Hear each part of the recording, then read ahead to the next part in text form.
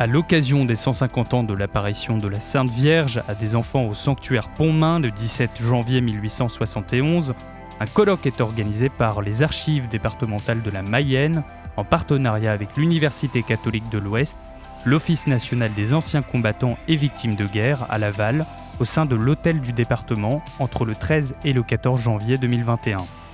Cette partie du colloque met en perspective l'apparition de Pontmain avec le développement du dogme marial et la prise de conscience croissante du rôle de la Vierge dans le monde, avec l'intervention du père Étienne Richer, président de la Société française d'études mariales.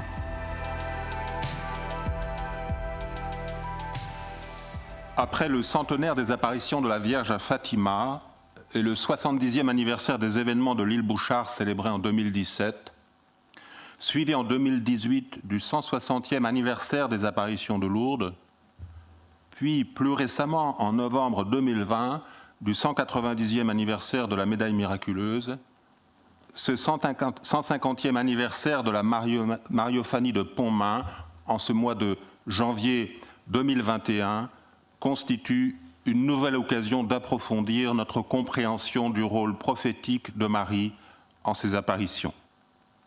À n'en pas douter, cet anniversaire de l'apparition de Notre-Dame à Pontmain méritait et mérite d'être le catalyseur tant de relectures historiques qualifiées que d'un regard renouvelé sur la portée et l'actualité théologique et ecclésiale de cette Mariophanie.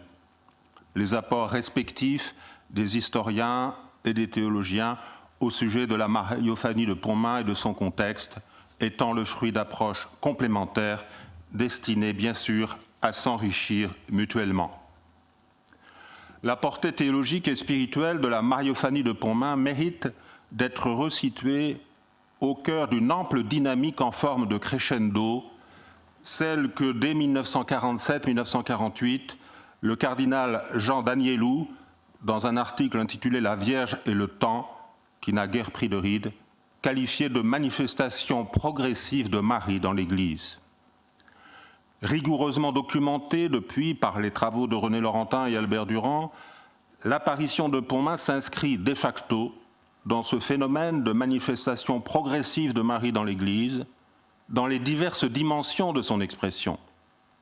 Développement du dogme marial, découverte progressive de sa présence dans l'Écriture sainte, apparition mariale plus fréquente et plus éclatante, prise de conscience croissante du rôle de la Vierge dans le monde intérieur et caché de la sainteté. Chacune de ces 4 dimensions, pertinemment identifiées dans l'analyse proposée jadis par le cardinal Danielou, mérite d'autant plus d'être évoquée brièvement qu'elle se donne à percevoir à Pontmain de manière toute particulière.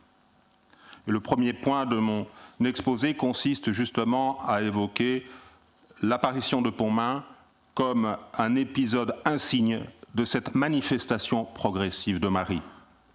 Tout d'abord, la dimension des étapes de la Via Veritatis en matière de développement du dogme marial.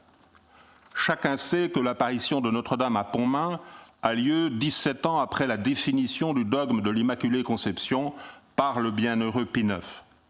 Mais qui se souvient aujourd'hui que le diocèse de Laval, érigé le 30 juin 1855 par le même pape Pie IX, est le premier diocèse au monde à avoir été consacré à l'Immaculée Conception.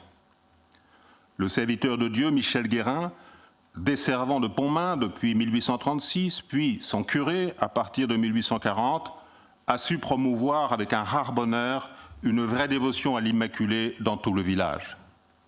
À tel point que la gouvernante du presbytère dira que c'est grâce à l'abbé Guérin que la Sainte Vierge leur fait l'honneur de sa visite. Sans oublier que les voyants, au cours des événements, retrouvent dans les images qui défilent sous leurs yeux plusieurs éléments du cadre paroissial dans lequel s'est éveillée leur foi. Au début, comme à la fin de l'apparition, la Vierge se présente les mains abaissées et ouvertes dans un geste d'accueil, comme la Vierge de la médaille miraculeuse, mais sans rayon, ce qui est une manière de rappeler qu'elle est la première des sauvées.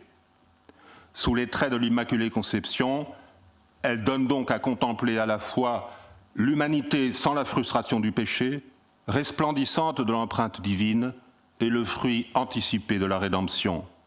Par sa seule présence, c'est donc à l'amour de Dieu créateur qu'elle renvoie, ainsi qu'à l'alliance qu'il offre à l'humanité en lui donnant son Fils. Cette manifestation de Marie, cette manifestation progressive de Marie dans l'Église, poursuivait Daniélou, s'exprime ensuite par sa découverte progressive dans l'Écriture. En 1871, nous sommes encore bien en amont de l'impact du renouveau biblique sur celui de la théologie mariale. Il n'empêche que la mariophanie elle-même renvoie de manière impressionnante à nombre de lieux bibliques. En premier chef, à la vision de la femme couronnée d'étoiles du chapitre 12 du livre de l'Apocalypse, dont l'interprétation mariale n'est pas absente de la tradition vivante de l'Église, au moins depuis Bède le Vénérable au 7e siècle, et s'est vu considéré au 20e siècle par nombre d'exégètes catholiques comme ne pouvant pas être exclu, ce qui a été aussi réaffirmé par le cardinal Ratzinger, estimant qu'il ne serait pas correct d'exclure Marie, la mère du Rédempteur, de cette image. Ainsi que l'a souligné justement René Laurentin, l'apparition de Pontmain se présente comme un signe dans le ciel, une résurgence de l'Écriture, une actualisation saisissante du chapitre 12 de l'Apocalypse. Quant au message qui s'écrit dans le ciel étoilé de Pontmain, il est difficile de ne pas le lire comme faisant écho au verset du chapitre 10 de l'évangile de Marc. On lui amena des enfants afin qu'il les touchât. Mais les disciples reprirent ceux qui les amenaient.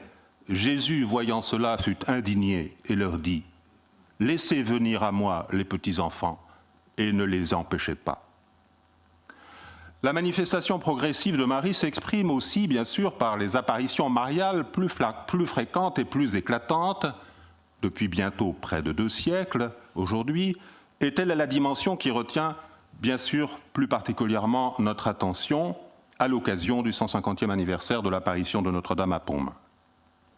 Notre-Dame est apparue à Pontmain 41 ans après les événements survenus rue du Bac, un quart de siècle après ceux de la Salette et 13 ans après les apparitions de Lourdes. L'événement qui eut lieu à Pontmain se prête d'autant mieux à une lecture théologique et spirituelle que l'authenticité de son caractère surnaturel, reconnu officiellement depuis le 2 février 1872, est hors de doute. Enfin, en même temps que visiblement la manifestation de Marie semble se faire plus éclatante, constatait le cardinal Daniélou, dans le monde intérieur et caché de la sainteté, il apparaît toujours davantage que toute sanctification s'opère par une union filiale au fiat de Marie. Cette dernière, et non la moindre, des 4 dimensions de la manifestation progressive de Marie dans l'Église, consiste en effet en une prise de conscience toujours plus affermie de ce que l'expérience de filiation du chrétien doit inclure sa relation à Marie. Or, le fait est que rien ne tenait plus à cœur à l'abbé Guérin que de favoriser et d'entretenir cette dimension mariale de la vie filiale chrétienne. Notons d'ailleurs que Marie apparaît à Pontmain un peu moins d'une trentaine d'années après la redécouverte, en 1842, du traité de la vraie dévotion à la Sainte Vierge de Saint-Louis-Marie Grignon de Montfort, auquel, comme nous le savons, Saint Jean-Paul II empruntera sa devise « Totus tuus ». Si la redécouverte précitée du dit traité et par suite sa diffusion sont postérieures à la formation reçue par Michel Guérin au Grand Séminaire du Mans à partir de 1823, il n'en avait pas moins été formé à la spiritualité de l'école française et sa dimension mariale, et puisait généreusement aux sources des écrits mariales de Saint Bernard et de Saint Bonaventure. Sa devise personnelle « Rien sans Marie, tout par Marie » est particulièrement emblématique. Autant de constats qui n'ont rien d'anecdotique, tant il est vrai que l'apparition et le message de Pontmain intéressent l'intelligence théologique du mystère de la médiation maternelle de Marie. Au moment de l'ostension du crucifix, le regard de la Vierge montre qu'elle embrasse dans une même compassion le sacrifice de son Fils et la souffrance des fidèles. Sans porter de révélation inédite à son sujet, l'expérience pontaminoise de la maternité spirituelle de Marie est apte à en motiver et animer l'intelligence contemplative toujours à parfaire. Nous nous proposons d'en souligner quelques accents dont l'actualité théologique et ecclésiale ne manque pas d'être frappante. Et après avoir évoqué l'apparition de Pontmain en tant qu'épisode insigne de la manifestation progressive de Marie dans l'Église, je voudrais vous proposer maintenant, dans un deuxième et troisième temps, de passer du christocentrisme trinitaire de l'épouse de Dieu vivant à la force mystagogique du silence de Notre-Dame. Manifeste est le christocentrisme de la Mariophanie de Pontmain. Elle parle de son Fils. Elle en manifeste la croix, c'est-à-dire l'amour, la souffrance, le sang, la rédemption, commente Laurentin. La prière que Notre-Dame appelle de ses vœux s'adresse à Dieu. Dieu vous exaucera. Et force de constater combien toutes les descriptions transmises par les voyants montrent la place centrale du Christ dans cette apparition. Il est celui qui intercède. Mon Fils se laisse toucher. Son évocation est symbolisée d'abord par la petite croix rouge sur la poitrine de la Vierge et plus encore par la grande croix qui apparaît ensuite devant elle. L'ostension du crucifix, sommet de l'apparition, rappelle que le Christ en croix est, pour le croyant, le prélude de la victoire sur la souffrance et sur la mort. Dans son livre « Une femme dans le cosmos », préfacé par le chanoine Paul Poulain, alors recteur de la basilique de Pontmain, et primé par l'Académie française, l'écrivain Yvonne Estienne se fit chantre de ce christocentrisme de Notre-Dame de Pontmain. Et ce n'est aucunement forcer le trait que de discerner, comme le suggère entre autres aujourd'hui le dominicain Louis-Marie Arignaud-Durand déjà cité, la présence de la Sainte Trinité dans le message. Dans l'Esprit Saint dont elle est le temple, l'épouse du Dieu vivant rédige en silence un message en 3 parties. Dieu le Père est présent dans la 2e partie. Dieu vous exaucera en peu de temps. Le Fils fait l'objet de la 3e partie. Mon Fils se laisse toucher. Le Saint-Esprit est à trouver dans la prière exigée par la Vierge. Mais priez, mes enfants. Comment le pourrait-il, si ce n'est dans l'esprit en lequel Notre-Dame en formule la requête par ces quelques mots inscrits dans le ciel?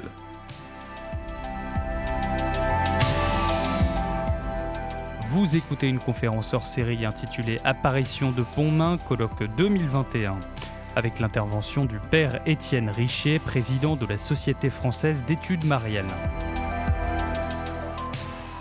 Monseigneur Paul Richaud n'hésitait pas à discerner un symbole trinitaire dans le fait qu'il y eut en effet 3 grandes étoiles que tous les assistants distinguèrent très nettement et qu'ils revirent les jours suivants.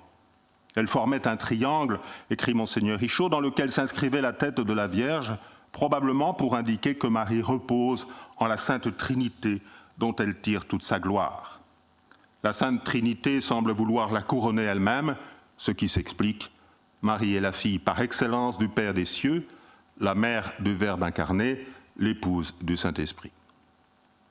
Quant au fait qu'à Pontmain, la Vierge ne parle pas, cela nous semble d'une riche éloquence théologique et spirituelle que nous voudrions mettre en valeur.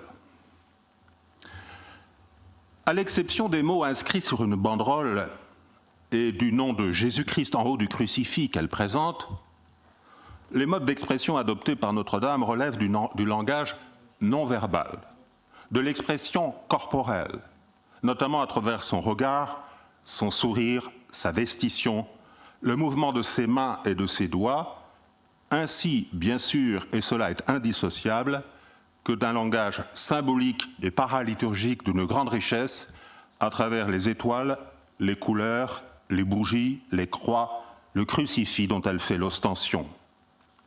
À la différence de ses autres apparitions, la Vierge n'a pas fait entendre le son de sa voix à Pontmain.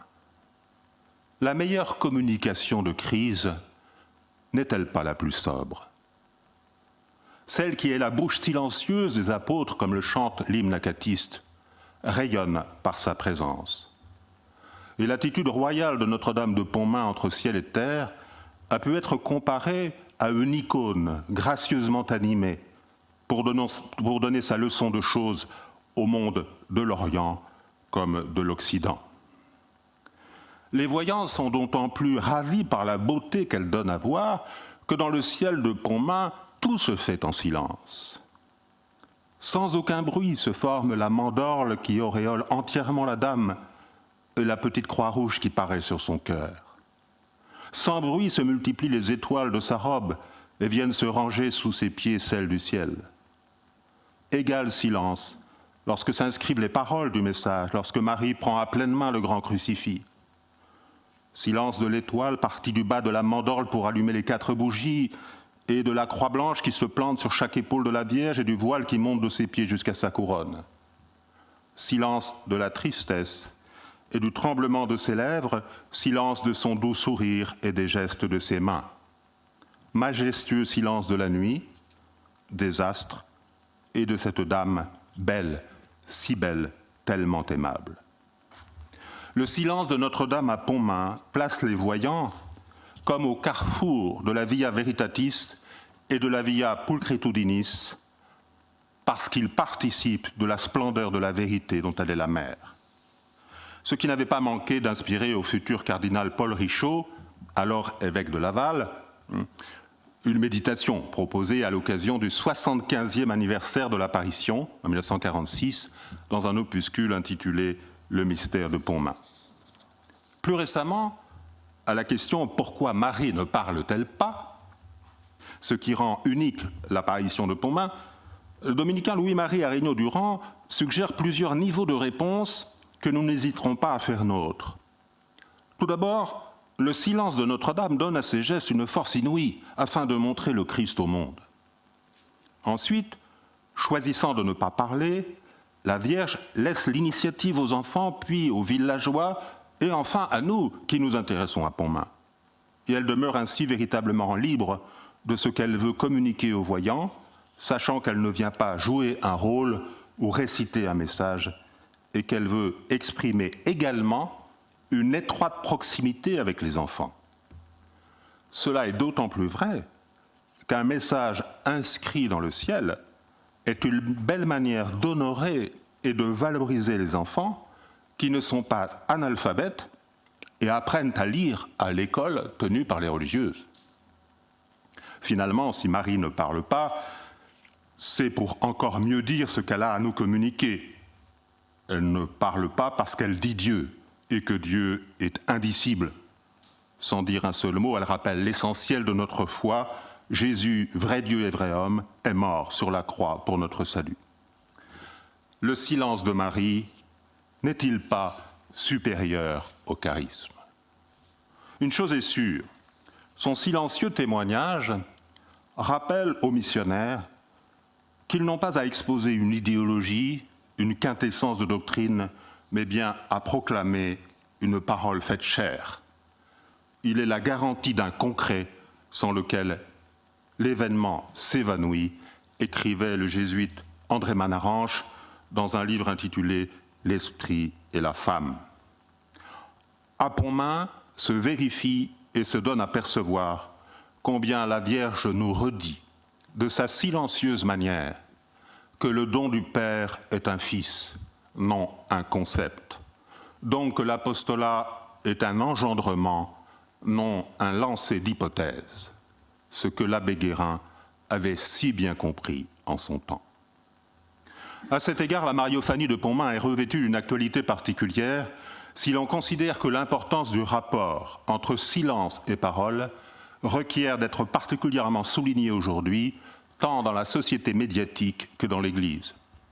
Le pape Benoît XVI s'est souvent exprimé au sujet de ces deux éléments essentiels et partie intégrante de l'action de communiquer de l'Église pour un renouveau de l'annonce du Christ dans le monde contemporain.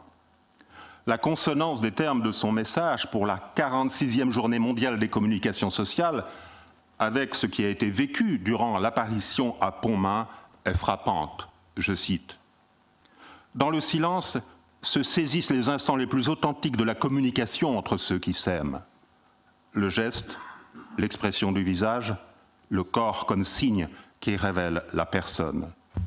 Dans le silence, la joie, les préoccupations, la souffrance parlent et trouvent vraiment en lui une forme d'expression particulièrement intense. Fin de citation. Dans le même sens, et d'un point de vue plus spécifiquement théologique, à bien y réfléchir, une note d'actualité particulière se trouve aussi conférée de nos jours à l'apparition de Pontmain, depuis que le pape Benoît XVI a exhorté les chercheurs à approfondir toujours plus le rapport entre la mariologie et la théologie de la parole. Marie n'est-elle pas à la fois la figure de l'Église à l'écoute de la parole de Dieu qui en elle s'est faite chair, et le symbole de l'ouverture à Dieu et aux autres, de l'écoute active qui intériorise, qui assimile, et où la parole divine devient la matrice de la vie?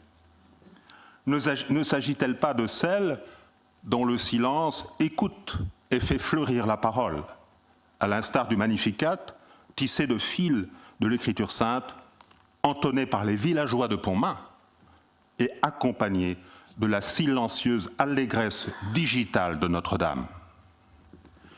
Indissociable de son expression corporelle gestuée, symbolique et paraliturgique, si le silence de Marie et la Mariophanie de Pontmain convoquent par suite tout à la fois la théologie de la parole et la théologie du corps, c'est bien sûr parce que Notre-Dame témoigne du mystère de l'incarnation rédemptrice.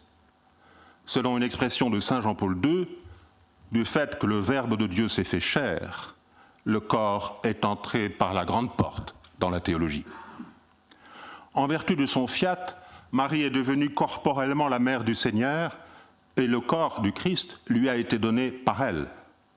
Et puisque ce fait biologique est réalité théologique, précise Joseph Ratzinger, parce qu'il est la réalisation du contenu spirituel le plus profond de l'Alliance, il s'ensuit qu'il ne saurait exister d'approfondissement du rapport entre théologie mariale et théologie de la parole, qui ne concerne aussi celle du corps. C'est pourquoi la foi véritable ne peut se contenter d'être une pure acoustique au détriment d'une esthétique. Une vérité que la geste de la Mariophanie de Pontmain et son esthétique théologale donnent à contempler en un regard de foi et d'espérance. Au jugement de Monseigneur Richaud, la dernière phrase de la miraculeuse inscription de Pontmain semble être une réplique des révélations de Parelle Monial. « Mon fils se laisse toucher », écrit Monseigneur Richaud. « Voilà qui laisse entendre les tendresses et les miséricordes du cœur sacré de Jésus. » Quand on dit que quelqu'un se laisse toucher, il s'agit de son cœur. Or, la miséricorde n'est pas autre chose qu'un cœur qui se laisse émouvoir par la misère. Il faut croire que c'est là un enseignement bien important, le fondement profond de toute notre espérance, car un grand trait doré vint souligner cette troisième partie des paroles miraculeuses, disposées d'ailleurs sur une ligne séparée. Fin de citation. À la faveur de cette interprétation qui convoque la théologie du cœur, s'inscrit le fait qu'en attendant l'arrivée de l'abbé Michel Guérin au lieu de l'apparition présumée, sœur Vitaline, religieuse institutrice, avait pris l'initiative de faire prier ce que l'on appelle le chapelet des 26 martyrs japonais, canonisé par Pie IX le 8 juin 1862. Cette dévotion, promue dans tout l'ouest de la France par les frères des écoles chrétiennes de Saint-Brieuc après la canonisation, consistait à réciter 26 fois sur les petits grains d'un chapelet rouge la brève invocation « Mon doux Jésus, miséricorde, doux cœur de Jésus, soyez mon salut ». Que la Mariophanie de Pontmain elle-même soit l'écrin d'une pédagogie de la prière et de l'espérance dont elle est la traduction a été maintes fois mis en valeur à bon escient par les commentateurs. À cet égard, il est significatif que la basilique de Pontmain fut consacrée à Notre-Dame de l'Espérance et qu'à ce vocable fut associé celui de Notre-Dame de la Prière, titre donné en 1897 par Léon XIII à la Vierge de Pontmain. L'actualité de la dimension communautaire et ecclésiale de cette école de prière que constitue l'apparition de Notre-Dame à Pontmain mérite d'autant plus d'être mise en valeur à titre de point d'orgue. Et je conclurai de cette manière en évoquant Pontmain comme une Pentecôte continuée. Parmi les traits caractéristiques de la prière durant toute la veillée et au cœur du message marial du 17 janvier 1871 à Pontmain Force est de constater la dimension communautaire à laquelle Notre-Dame elle-même prend une part active et exemplaire. À tel point que Renaud Laurentin estimait que Pontmain et sa liturgie spontanée en cette nuit d'hiver réalisent à la fois une résurgence de ce qui était né spontanément au Cénacle, lorsque les apôtres et les disciples persévéraient dans la prière avec Marie, mère de Jésus, dans l'attente de l'Esprit Saint, et aussi celle des veillées de l'Église primitive à l'exemple du Christ. L'Église du Christ n'est-elle pas appelée précisément à sortir du Cénacle sans jamais le quitter, puisque sa mission consiste à donner, comme Notre-Dame à Pontmain, la communion à Jésus dans l'Esprit Saint.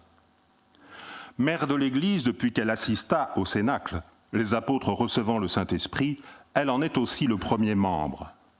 De nos jours, Pontmain représente une Pentecôte continuée entre la rédemption qui nous sauve et le ciel qui nous attend, mais une Pentecôte qui réclame notre collaboration, écrivait Yvonne Estienne à l'époque du Concile Vatican II. Le fait est que c'est le Saint-Pape Jean XXIII qui avait présidé, alors qu'il était nonce apostolique à Paris, la célébration du 75e anniversaire de l'apparition de Pontmain en 1946. Et c'est lui qui appellera de ses vœux comme une nouvelle Pentecôte en vue d'un nouveau printemps de l'Église. À Pontmain, au soir du 17 janvier 1871, toutes les générations et tous les états de vie sont représentés. Jeunes enfants et adultes de tous âges, laïcs, religieuses et curés du lieu. Chacun à sa place, dans une juste articulation entre sacerdoce commun et sacerdoce ministériel, sans qu'il n'y ait d'espace sous le regard de Notre-Dame pour les grimaces du cléricalisme et du laïcisme. De quoi faire rêver les promoteurs d'une ecclésiologie de communion qui a souvent tant de mal à se concrétiser. Le jésuite André Manaranche écrivait en 1974, année de publication de l'exhortation apostolique du pape Paul VI sur le culte marial. Il est vrai de rappeler que le sacerdoce a pour mission de rassembler l'Église dans la prédication commune et le partage du pain. Mais Marie est la cohésion vivante du peuple de Dieu. La prêtrise suppose la science et l'exercice de la parole. Elle évitera de jacasser en plongeant dans le recueillement marial. Fin de citation. À n'en pas douter, le contexte paroissial de l'apparition et les interactions entre les diverses conditions de vie et générations impliquées demeurent riches de significations ecclésiologiques et pastorales à l'heure où la Congrégation pour le clergé vient de rendre publique une nouvelle instruction sur la conversion pastorale de la communauté paroissiale au service de la mission évangélisatrice de l'Église, document paru le 8 juillet 2020. Et le fait que de nos jours, les chrétiens doivent apprendre ou réapprendre à résister avec justesse au danger de voir l'expression de leur foi cantonnée dans la seule sphère privée, au risque de s'en trouver démonétisés, ne confère-t-il pas aussi à la dimension communautaire et ecclésiale de la Mariophanie de Pontmain une note particulière d'actualité? Autant d'invitations à prendre au sérieux ce qui a été exprimé avec simplicité et profondeur par le poète académicien François Scheng au lendemain de l'incendie du 15 avril 2019 en la cathédrale Notre-Dame de Paris. Nous n'oublions pas qu'il s'agit de Notre-Dame et donc d'une présence maternelle. Ou pour le dire avec les mots de Joseph Barbedette, l'un des jeunes voyants de Pontmain, entré 12 ans plus tard chez les Oblats de Marie Immaculée. Nous n'oublions pas qu'il s'agit de Notre-Dame, et donc d'un regard de mère, plus heureuse de nous voir que nous ne l'étions de la contempler. Je vous remercie.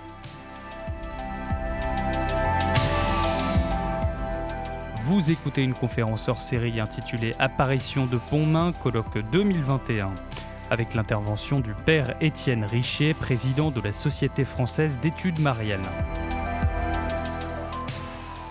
J'évoquerai une vierge qui se voudrait peut-être érémitique dans un premier temps, puis monastique dans un second. Ici, donc, il s'agira non plus d'évoquer la question d'universalité du culte, mais cette fois-ci plutôt la question de l'ancrage local. puisque c'est véritablement au cours des 11e, 13e siècles que se développe le culte de Marie. La Vierge devient d'une certaine manière Notre-Dame.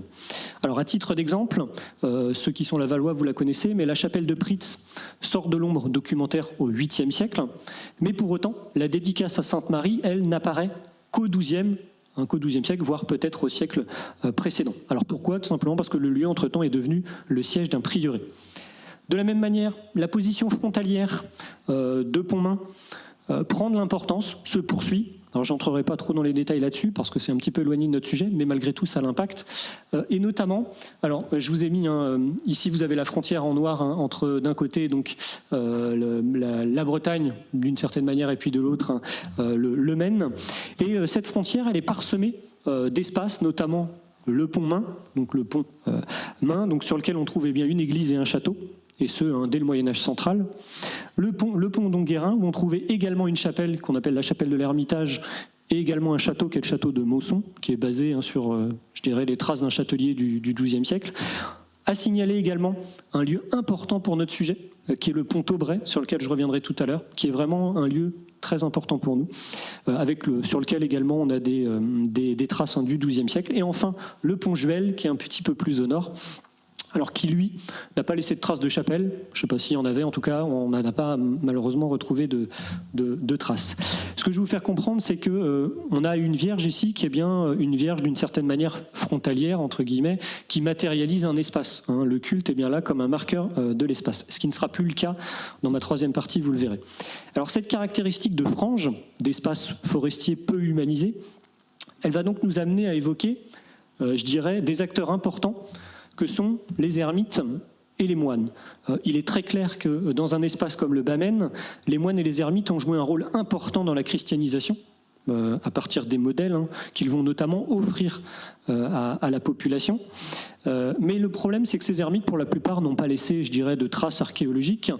Et les seuls indices qu'on peut avoir de leur culte, de leur intérêt pour la Vierge, eh bien, on se retrouve dans leur vitae, dans les récits géographiques, donc dans les vies de saints, si vous préférez. Or, il faut être très clair là-dessus, le Bas-Maine, et en particulier l'ouest, le nord-ouest du Bas-Maine, c'est-à-dire la zone de Pontmain, elle accueille particulièrement des ermites dont la notoriété a dépassé les limites de la région. On peut citer par exemple Guillaume Firmat, qui a vécu notamment à Louvigné-du-Désert, donc sur ma carte juste au-dessus, en haut, au nord-ouest de Pontmain. On peut citer également Bernard de Tiron, qui est venu à la rencontre de Raoul Lafuté, lui-même est réputé être né donc à Saint-Mars-de-la-Futée, c'est-à-dire à moins de 3 km de Pontmain, à l'est de Pontmain. On peut citer également Robert d'Arbrissel, que vous connaissez peut-être plus pour ses fondations, ses deux fondations d'abbaye, mais également citons Saint-Alaume, ou encore plus célèbre, je pense, Vital de Mortain, sur lequel je reviendrai tout à l'heure. Or, tous ces hommes, tous ces ermites, quand ils ont intégré le giron régulier, eh bien, ils ont pour la plupart fondé des abbayes qu'ils ont dédiées à Notre-Dame. Clairement, leur attachement à Notre-Dame est important. Si on prend le cas de Bernard de Tiron, par exemple, on sait que Bernard de Tiron, donc il aurait vécu à Saint-Médard, près de Pontmain. Il aurait partagé la cabane d'un ermite nommé Pierre, puis il serait parti fonder ce qu'on appelle Fontaine-Géard, donc qui se trouve au nord de la forêt de Mayenne, qui devient une espèce de plaque tournante de l'érémitisme dans la région. Ça devient un grand centre de l'érémitisme important. Donc on est à peu près une vingtaine de kilomètres de Pontmain dans le cas présent. Or, eh bien, on sait qu'il va avoir un contact privilégié avec la Vierge, et ce à plusieurs titres. D'abord, on le voit au travers de son biographe, Geoffroy Legros, qui nous dit que, eh bien, alors qu'il est placé à la tête de l'abbaye de Tiron, donc dans le Perche, donc il a énormément voyagé, eh bien, il a refusé de se placer sous le patronage d'Adèle, qui était la fille de Guillaume le Conquérant. Et voilà ce que son biographe dit. Il refusa, préférant établir son autorité son abbaye, sous l'autorité de la bienheureuse Marie, toujours vierge, plutôt que sous la tutelle de quelque autorité séculière. Vous allez me dire, c'est une jolie phrase, certes. Eh bien, cette jolie phrase, elle peut aussi être attachée à une apparition qu'il a eue de la Vierge, Bernard, puisque Bernard de Tiron, alors qu'il était dans l'oratoire de son abbaye, eh bien, aurait eu un contact avec la Vierge, je cite, rayonnante de feu, dans un habit blanc comme neige. Je pense que ce genre de description aura un intérêt demain avec certains des intervenants demain, puisqu'on a une description ici qui n'a strictement rien à voir, et vous allez voir que les descriptions que je vais vous faire des apparitions qu'on a déjà eues dans la région n'ont strictement aucun rapport, je dirais, en termes de description, avec celle qu'on a pu croiser ensuite à Pontmain. Alors, si on prend le cas de Vital, donc de Vital de Savigny ou Vital de Mortain, alors lui, c'est le plus intéressant pour nous parce qu'il est le seul à avoir créé une abbaye à moins de 10 km de Pontmain. Cette abbaye, c'est le rond bleu le plus au nord, où c'est marqué abbaye justement, donc c'est l'abbaye de Savigny. Or, on sait que Vital, comme ses successeurs savignatiens, vont être très près de la Vierge. On peut le voir notamment au travers des miracles qui ont lieu à Savigny. Notamment, on a la chance de détenir un récit des miracles qui est lié à la translation des reliques des saints de Savigny dans la nouvelle église en 1243. Et lors de cette translation, la plupart des miracles, je dirais, sont réalisés par les saints de l'abbaye, donc par les abbés précédents pour être très clair. Et malgré tout, eh bien, dans les acteurs, je dirais, de ces miracles, eh bien, on va aussi trouver la Vierge. C'est, je dirais, même la seule actrice en dehors des saints de Savigny. Alors l'histoire est connue. On nous dit que Guillaume de Landivy, c'est-à-dire donc un membre de la famille seigneuriale de Landivy, qui est située au nord de Pontmain, donc à la proximité immédiate de Pontmain, eh bien, était possédé par le démon depuis 7 jours, ayant horreur de l'Église et des saints, grinçant des dents et se déchirant lui-même. 4 hommes le portent de force à l'Église, lui présentant les reliques de Saint-Amand, mais il les jette contre un mur. Ça sous-entendrait que, effectivement, dans le cas présent, eh bien, la relique de Saint-Amand n'a pas permis de guérir la personne en question, ce seigneur local en question. On nous dit ensuite qu'il serait tombé comme une pierre et serait resté sans mouvement tout le jour. Puis les moines vont prier pour lui au chapitre et l'abbé Étienne va alors conjurer le démon, dragon tant qu'on y est, pourquoi pas, donc le démon, en disant et en répétant à l'oreille du malade, donc Ave Maria, l'Ave Maria, donc, et ainsi il aurait été délivré de la bête. Mais en réalité, je dirais que l'impact de Savigny sur notre région, il est beaucoup plus visible au travers des possessions de l'abbaye. Pour être très clair, si on se place dans la zone au sud donc de l'abbaye, donc si on se place là où est Pontmain, eh bien je peux vous dire que l'abbaye de Savigny est la source ecclésiastique la plus riche en possession. Clairement, c'est l'abbaye la plus grosse détentrice de temporel de la région. Alors, ça veut dire qu'elle détient aussi les chapelles qui vont avec. Donc, accessoirement, à chaque fois qu'elle détient une chapelle, eh bien, cette chapelle va être dédiée à Notre-Dame, qu'elle l'était ou pas avant.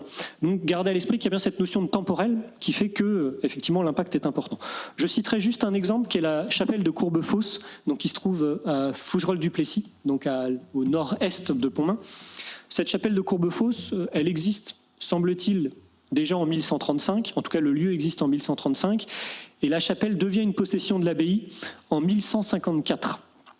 Or, on sait qu'à proximité de cette chapelle, eh bien, il y avait déjà une fontaine qui avait déjà à l'époque comme réputation de guérir des maladies.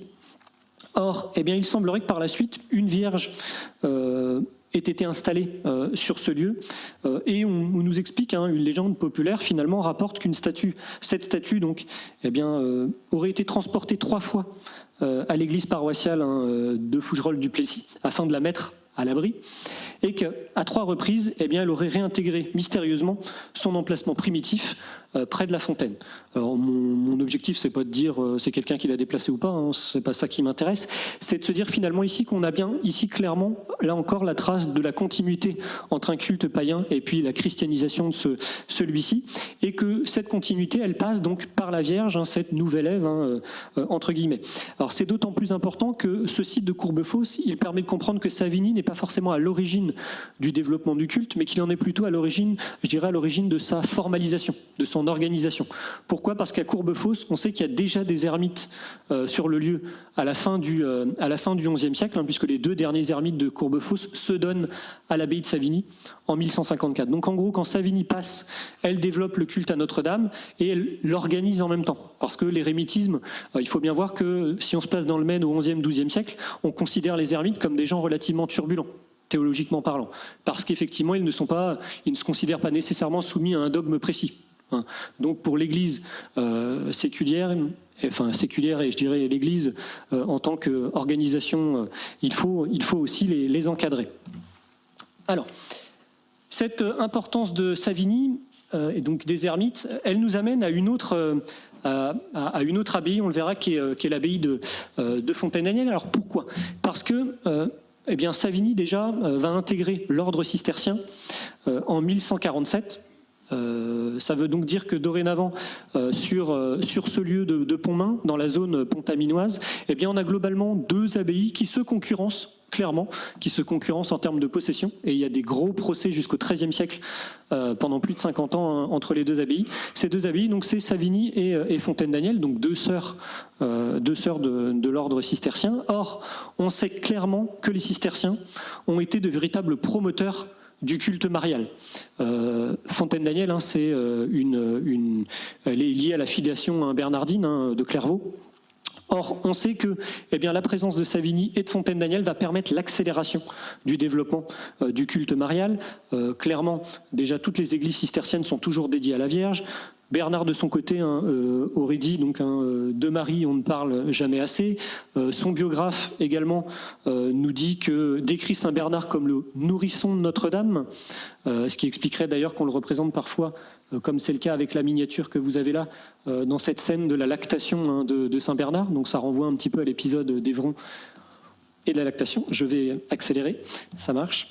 Voilà, donc autrement dit, un rôle important des cisterciens parce qu'ils sont implantés localement et donc un rôle important dans ce développement à compter du XIIe et surtout du XIIIe siècle. Alors Savigny et Fontaine-Daniel, en réalité, viennent compléter le dispositif qui est déjà légèrement mis en place par d'autres abbayes, notamment des abbayes du vieux monachisme. Donc je veux parler principalement des bénédictins. On peut citer donc le prieuré Notre-Dame de la Futée à Saint-Mars, donc qui se trouve vraiment à la proximité immédiate, vous voyez, à l'est de Pontmain. On a une légende qui relate un épisode avec une aubépine, j'ai malheureusement pas le temps d'y revenir. On sait que ce prieuré, il appartenait à l'abbaye Saint-Jouan-de-Marne dès le XIIe siècle. Et un rôle non négligeable est également joué par le chemin montois. Ce chemin montois, je voulais matérialiser en noir sur mon PowerPoint. Il existe depuis au moins le XIe siècle, ce chemin, et les miquelots, donc les pèlerins, passaient donc au Pont-Aubrais ainsi qu'à l'Abbayette, c'est-à-dire à moins de 4 km de Pontmain. On sait que Saint-Louis est réputé avoir fait une halte au Pont-Aubrais ainsi qu'à l'abbaye de Savigny. Alors, Pont-Aubrais, c'est une chapelle, donc, je vous l'ai dit tout à l'heure, qui avait des traces d'occupation au XIIe, qui est une possession de l'abbaye de Savigny, et qui aujourd'hui a été probablement quasi totalement reconstruite vers 1860. Quant à l'Abbayette, donc l'Abbayette que vous avez un petit peu plus à l'est, l'Abbayette, c'est un prieuré du Mont-Saint-Michel qui, semble-t-il, contient une occupation depuis la fin du Xe siècle. Autrement dit, on a bien un terrain propice, on a déjà un terrain monastique propice, des ermites, on a tout ce qu'il faut. Le rôle également de la Normandie n'est pas à nouveau à écarter durant cette période, puisqu'on sait que la Normandie à cette période va favoriser le développement de la littérature des miracula, des récits de miracles. C'est durant les XIe, XIIIe siècles que vont se multiplier les miracles attachés à la Vierge. Je n'en citerai qu'un dans la région, celui du Mont-Saint-Michel. On nous dit, alors ça dépend des versions, mais on rapporte qu'effectivement un miracle se serait produit au tout début du XIe siècle. Une femme enceinte aurait été surprise dans les grèves par la marée montante et la Vierge serait alors intervenue pour la sauver. L'eau aurait été repoussée autour de son corps et étant protégée des eaux, la femme aurait alors accouché. On a ici une représentation du XVe siècle de cet épisode. Enfin, dernière partie, on passe à une Vierge qui devient, je dirais, plus populaire, déjà largement présente donc dans la piété des siècles antérieurs, vous l'avez compris. La figure mariale acquiert une place de plus en plus affirmée à compter du XIVe siècle. En témoignent les innovations qui s'attachent à son culte. Les récits de miracles mariaux se multiplient et ils sont de plus en plus empreints, je dirais, d'éléments légendaires. La prière à la Vierge s'enrichit également de pièces nouvelles en langue vulgaire et faciles à retenir. Localement, les archives départementales détiennent par exemple une poésie en l'honneur de la Vierge rédigée, alors peut-être par le Seigneur de Goué. Alors pourquoi je vous parle du Seigneur de Goué ? J'ai mis en illustration le document à la fin de mon PowerPoint, j'y reviendrai, mais ce Seigneur de Goué, c'est l'un des magnats de la région en question de Pontmain. Donc ça démontre bien qu'on a un seigneur local qui voue un culte à Marie au XVe, puisque la poésie est datée, c'est une des seules parties pour l'instant que j'ai réussi à transcrire du document, qui est datée de 1484. Donc au XVe, on a bien un magnat local qui voue un culte particulier à Marie au point de lui rédiger un poème. On assiste également à l'époque à un développement des pèlerinages existants, mais aussi à la création de nouveaux. Alors, il faut être très clair, le contexte n'est plus du tout le même à partir du XIVe, XVe. La Bretagne, la Normandie ont intégré le royaume de France. Le rôle de la Vierge, je dirais, comme catalyseur d'une frange n'a plus vraiment lieu d'être, et elle va plutôt devenir dorénavant un symbole d'assistance. La guerre de Cent Ans n'a pas épargné la région, ce qui explique notamment qu'entre le XIVe et le XVe siècle, on assiste au développement du culte de la Vierge Marie. Un inventaire rapide de la statuaire des églises de la zone étudiée laisse apparaître de nombreuses vierges datées des XIVe voire XVe siècles. C'est le cas par exemple au Loge-Marchis que je vous ai mis, c'est le cas également à Saint-Brieuc-de-Landelle. Dans le même ordre d'idées, on peut citer Avignières qui a déjà été évoqué. À Avignières, on a une statue réputée du XIVe siècle, une Madone qui est censée avoir sauvé Guy II de la noyade, et l'église serait rapidement donc devenue un lieu de pèlerinage dédié à la Vierge. Or, il semble que ce soit Perrette de Montbron, donc qui est la mère supérieure de l'abbaye, qui a purement inventé cette légende dorée, je dirais, afin tout simplement d'amadouer le seigneur de Laval, pour qu'il participe à la reconstruction de l'édifice qui a été détruit durant la guerre de Cent Ans. L'objectif, c'était de créer une véritable filiation entre ses ancêtres et l'abbaye en question. Plus près de Pontmain, on peut également citer le culte de Notre-Dame des Marais, à Saint-Sulpice de Fougères, qui apparaît probablement comme l'un des exemples, je dirais, les plus précis. La tradition veut que la statue de Notre-Dame a été vénérée dès le XIe siècle, dès le Xe, XIe siècle, dans la chapelle castrale Sainte-Marie, qu'elle aurait disparu avec la prise du château par Henri II, donc en 1166. Puis finalement, elle aurait été réexhumée, autour du XIVe siècle. On sait que dans un premier temps, cette statue de la Vierge, elle va être déposée dans la grande chapelle Notre-Dame, qui a été consacrée en 1410 et qui a été construite dans ce but-là, mais que finalement, désireux de l'apercevoir, je dirais plus souvent, eh bien, les Fougerets vont finalement la placer dans un édicule de bois à l'extérieur de Saint-Sulpice, en avant de la petite chapelle Notre-Dame. Donc là, on est autour de la fin du XVe siècle. Enfin, pour terminer, avant de me faire taper sur les doigts, vient ensuite donc le problème de la réforme, je dirais, protestante. À cette époque, eh bien, on suspecte effectivement régulièrement la dévotion à Marie d'idolâtrie. Marie semble ainsi se faire plus discrète dans notre région. En tout cas, rien dans les sources ne permet de se faire une véritable idée du culte marial durant la première moitié, je dirais, du siècle. Vient ensuite la contre-réforme qui, par réaction, lui donne une visibilité, là sur le coup, beaucoup plus grande. On sait que des églises dédiées à la Vierge s'implantent partout. On peut citer également des églises qui vont être reconstruites. On peut citer par exemple le cas de Notre-Dame du Bignon à Goron. Donc on est dans l'espace qui nous intéresse. Cet édifice, il a été fondé au XVe siècle sous le vocable de Saint-Jacques de Compostelle. Puis, étant détruit par les protestants qui sont de passage, eh bien, elle est finalement rebâtie en 1591, mais cette fois-ci sous le vocable de la Vierge. Donc on a bien cette notion d'une Vierge qui est devenue un symbole un peu de cette contre-réforme. De la même manière, les légendes à son sujet vont se multiplier. Ainsi, citons au XVIIe siècle à Louvigné l'exemple de la chapelle du tertre Alix, dont je vous ai mis une photo en haut à droite. Cette chapelle, elle a été construite suite à un miracle qui se serait opéré au XVIIe siècle, à savoir qu'un certain Alix de Villeurant aurait été attaqué par des loups. Il aurait alors invoqué la Vierge, et le chêne creux se serait ouvert alors pour le protéger. Donc là encore, on est typiquement dans le genre de traditions qui font le lien avec ces traditions païennes dont je vous parlais au début de mon propos. L'arbre en question, que ce soit un chêne, c'est pas un hasard. C'est pas uniquement parce qu'on a plein de chênes dans le quartier. C'est surtout que le chêne, c'est un symbole qui est je dirais, transreligieux. Le chêne, on le retrouve dans la religion chrétienne au travers du chêne de Membré. On le retrouve aussi dans la religion gallo-romaine au travers de l'utilisation qu'en font les druides, etc. Et donc c'est également à cette époque que des édifices sont restaurés. Je vous ai parlé tout à l'heure des buttes de Montaut. Eh bien la chapelle de Montaut est justement restaurée fin XVIIe. Et cette chapelle de Montaut, elle est restaurée par un couple de la région. Et ce couple va financer la restauration grâce aux donations des paroissiens voisins, dont des Pontaminois. Enfin, pour terminer sur cette dernière partie, cette imitation de la Vierge, elle va ouvrir de nouveaux chemins spirituels aux femmes mystiques. Le développement du culte marial, qui était, on va dire caricaturalement, jusque-là une affaire plutôt de moines et de prêtres, eh bien, va bénéficier dorénavant au témoignage des sœurs. Celles-ci, d'une certaine manière, enfantent Jésus, non pas dans leur corps, mais dans leur âme. Et la dévotion mariale permet par ailleurs d'intégrer chaque corps individuel ou collectif de la société au corps de l'Église. Ainsi, à Fougères, le monastère Notre-Dame d'Espérance, qui est une communauté de sœurs hospitalières augustines, est implanté en 1674. Cette dernière époque, elle est également l'occasion de nouvelles apparitions de la Vierge, puisqu'on sait qu'en 1734, c'est-à-dire 137 ans avant Pontmain, eh bien, la Vierge serait apparue à Jeanne Le Royer, qui est une sœur de la Nativité, donc qui se situe à Fougères. Cette dame, alors, qui va avoir de très nombreux contacts avec le Christ, a aussi eu une vision de la Vierge. On a la chance d'avoir son témoignage qui a été mis par écrit, qui est très riche d'enseignements pour nous. Elle nous disait souvent que lorsque sa mère était enceinte d'elle, Satan s'était acharné sur elle, donc avec des tas de choses, et que elle, une fois née, l'enfant, jusqu'à l'âge de 2 ans, en aurait conservé une tendance à la nervosité, des tremblements au moindre bruit, des convulsions même. Et ce qui est très riche d'enseignements pour nous, c'est ce qui suit. Ses parents, inquiets et très pieux, sont allés la confier à la protection de la Vierge Marie. Et où est-ce qu'ils se sont rendus ? Eh bien, non pas à l'église Saint-Sulpice de Fougères, mais au Pont-Aubrais. Parce que pour eux, le lieu, le symbole véritablement du culte marial dans la région, c'était le Pont-Aubrais.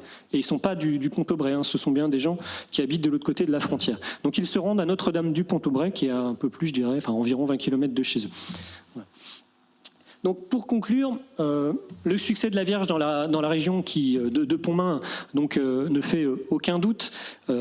Je pense que l'objectif de mon intervention, c'est de permettre finalement, non pas d'atténuer le rôle des acteurs du 19e, c'est de vous faire comprendre finalement qu'on a une tradition ancienne du culte marial qui remonte finalement à des temps très anciens, qui est liée principalement à une certaine géographie du territoire, à savoir qu'on a des territoires qui sont effectivement très païens, avec une christianisation qui est très tardive, un paganisme qui est assez coriace, je dirais.